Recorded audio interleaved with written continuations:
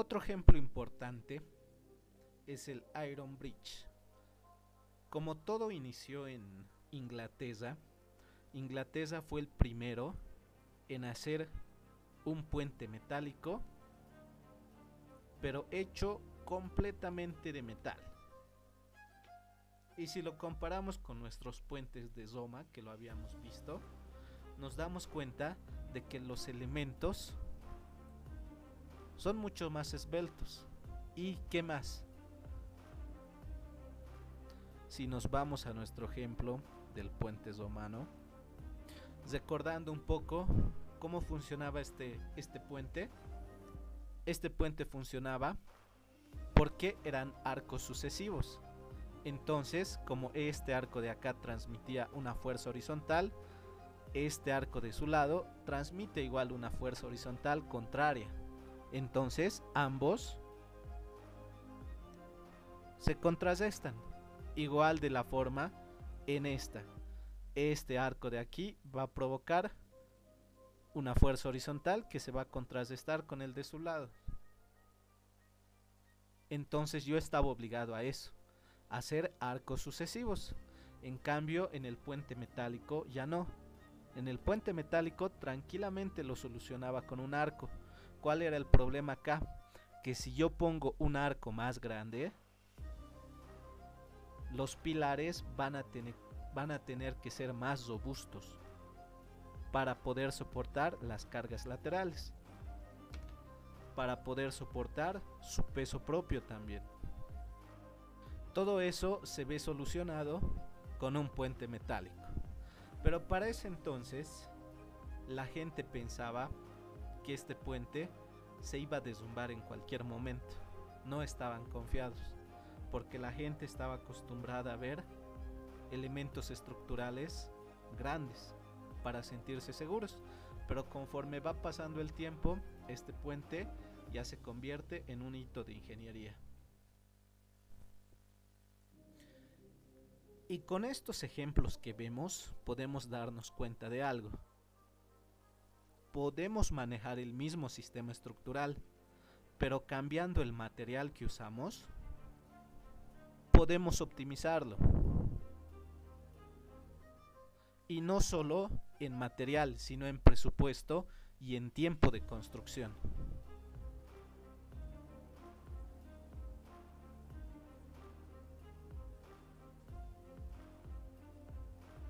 Y es ahí donde entra el Crystal Palace. Si bien no ha sido el primer edificio construido netamente de estructura metálica desde las bases, no ha sido el primero, pero ha sido el más alto y ha sido construido en 10 meses. En Inglaterra resulta que tienen una feria donde la idea era presentar la edificación más alta de la época, pero solo tenían 9 meses para la construcción. Y todos los especialistas de ese entonces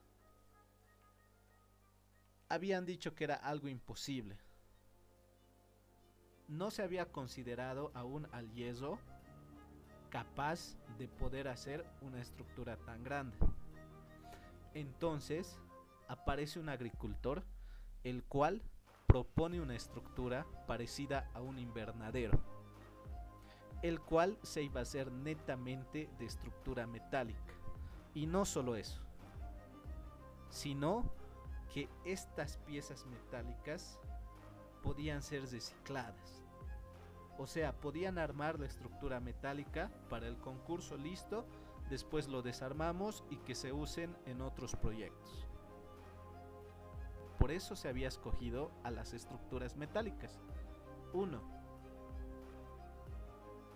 Porque el tiempo de construcción se había reducido considerablemente. 2.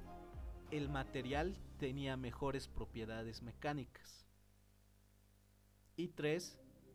El presupuesto. Si bien todo había comenzado en Inglaterra, Francia no se iba a quedar atrás.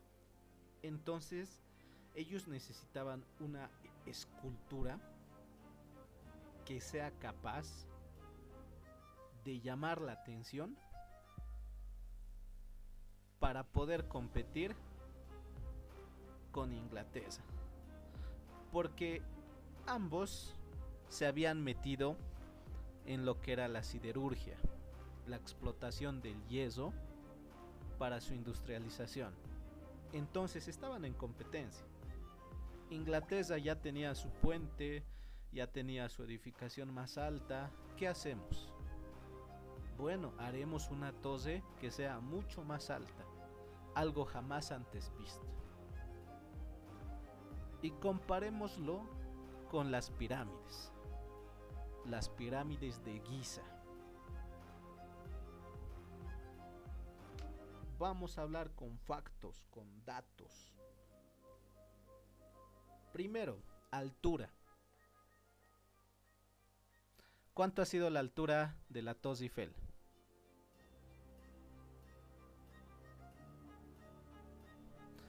Su altura es de 330 metros.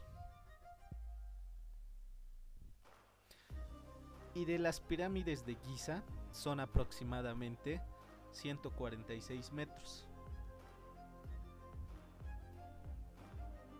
Ya de por sí estamos hablando del doble, el doble de altura.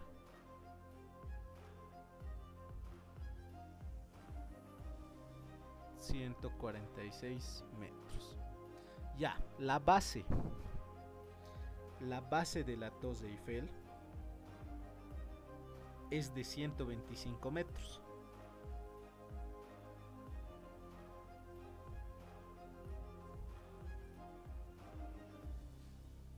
Y de las pirámides son de 200 metros por lado.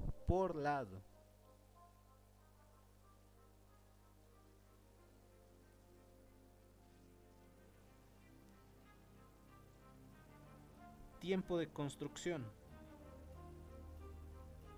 La Torre Eiffel se había construido en 2 años y 2 meses. Es decir, 26 meses.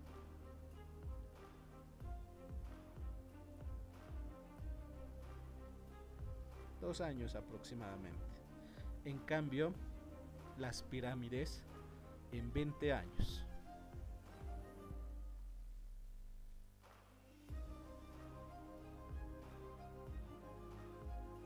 Si bien la precisión de la Torre Eiffel, debido a la tecnología de ese entonces, era impresionante, la de las pirámides también tienen una precisión de centímetros.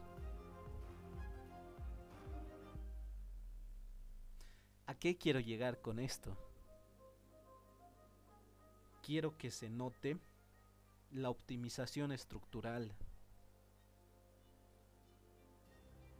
la evolución de las estructuras en el paso del tiempo. No solo hemos optimizado las técnicas de construcción, el tiempo de construcción, sino el comportamiento de las estructuras. No le vamos a quitar mérito a las pirámides,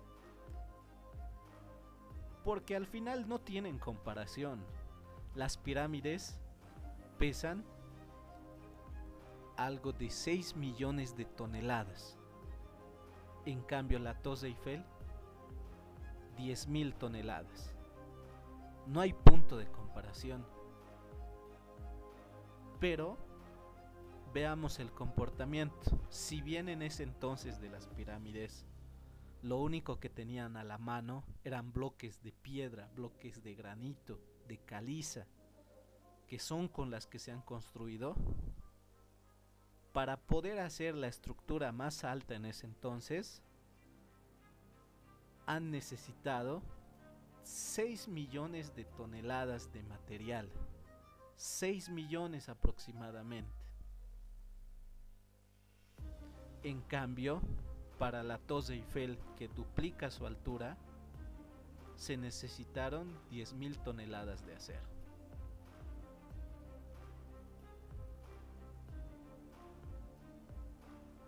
¿Y cómo funciona la pirámide? La pirámide funciona netamente a compresión. Es por eso que la base es tan grande. La base es de 200 metros, 230 metros, para que puedan soportar toda la compresión de los bloques que están encima.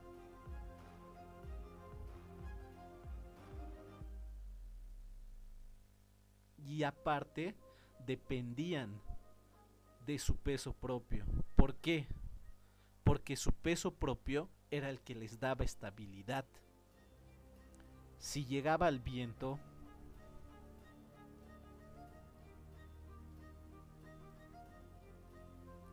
¿quién hacía que se permanezca estable?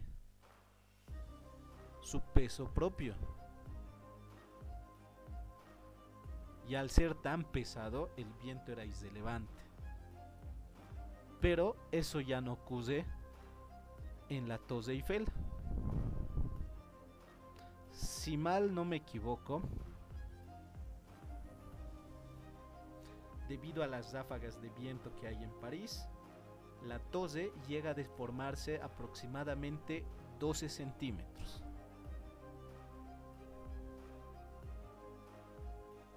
Vamos a exagerar un poco, es decir, que está pasando esto. Viene la torre y en este punto ya empieza a deformarse.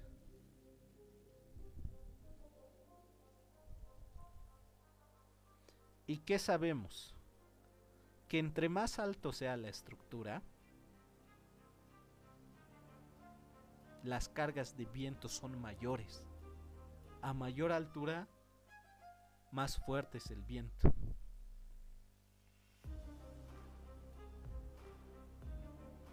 Entonces el viento en estas estructuras, si bien son más esbeltas, más estéticas, el viento ya es un factor. Ya no podemos decir que es irrelevante. El viento es un factor, el cual va a hacer deformar a nuestra estructura. Y ha sido la primera vez que se ha hablado de estructuras aerodinámicas. ¿Cómo hacemos que el viento no afecte tanto a la estructura? Bueno, le daremos algunas curvaturas para que el viento no venga directamente a chocarse con mi estructura, sino que pueda ladearla. Por eso la torre tiene estas curvas. No es recta como las pirámides, tiene curvas. Y su comportamiento, que era lo que más nos importaba, lo vamos a seguir recalcando. ¿Qué está pasando en esta parte? En esta parte de aquí se está estirando. Entonces esto lo conocemos como tracción. En cambio, en esta parte de la cara se está comprimiendo, se está aplastando. Entonces por acá está trabajando a compresión. Y una vez que termine la ráfaga de viento, este elemento va a volver a su estado original. Si estas estructuras metálicas eran tan maravillosas, ¿por qué no hemos frenado ahí? Si resulta que son más livianas, más ligeras, incluso se puede llegar a reutilizar el material, los tiempos de construcción son más bajos. ¿Por qué? Porque el yeso es caro, porque este requiere procesos industriales complejos. Entonces no todo el mundo está en la posibilidad de hacer estructuras metálicas. Ya, si el yeso no está al alcance, ¿qué material está al alcance de todos? La arena, la grava y próximamente el cemento. Y de esta manera surge el hormigón. El hormigón está hecho de materiales a los que todos podemos acceder.